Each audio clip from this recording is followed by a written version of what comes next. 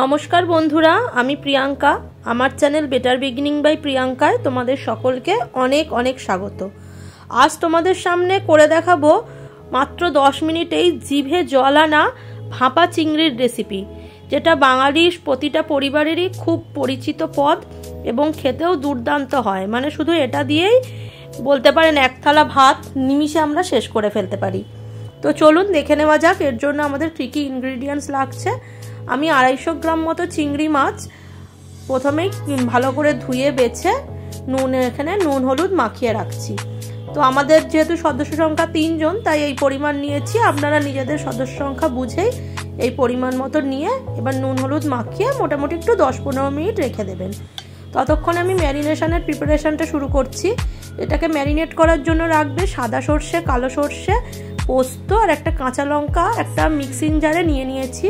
আর যাতে বাটার সময় এটা তেতো না হয় তাই জন্য আমি অল্প পরিমাণ নুনও অ্যাড করেছি এই মিক্সারটার সাথে।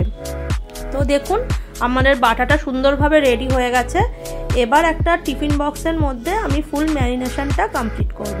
প্রথমেই এই পোস্ত আর সর্ষে বাটাটা আর কাঁচা লঙ্কাটাও কিন্তু আপনারা বুঝে দেবেন ঝাল অনুসারে। আপনারা যেরকম ঝাল খেতে পছন্দ করেন সেই অনুসারেই কিন্তু কাঁচা লঙ্কাটা দেবেন।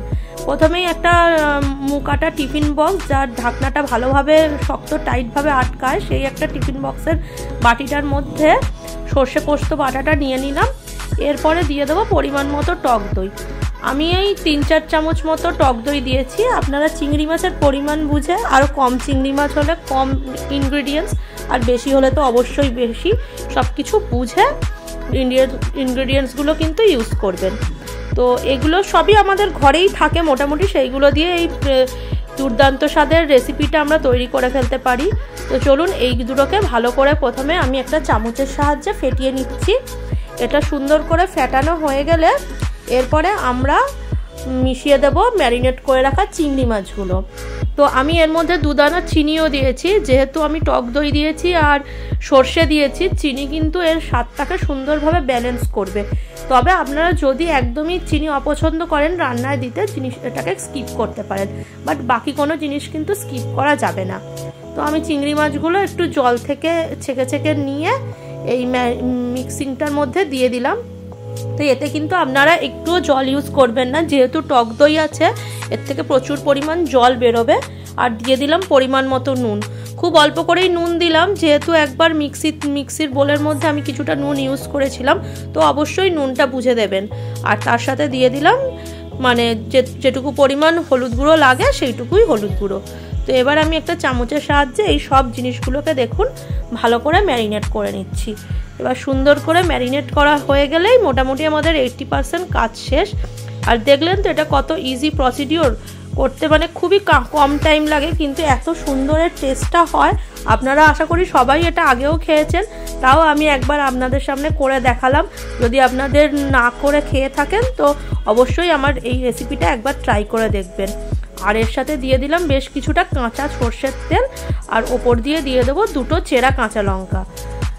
এই যে দেখুন কিছুটা সর্ষের তেল দিয়ে, এটা কিন্তু আপনারা আর চামচের সাহায্যে মেশাবেন না, এটা এরকম ওপরেই থাকবে যাতে ঝাঁঝটা ভালো বেরোয়।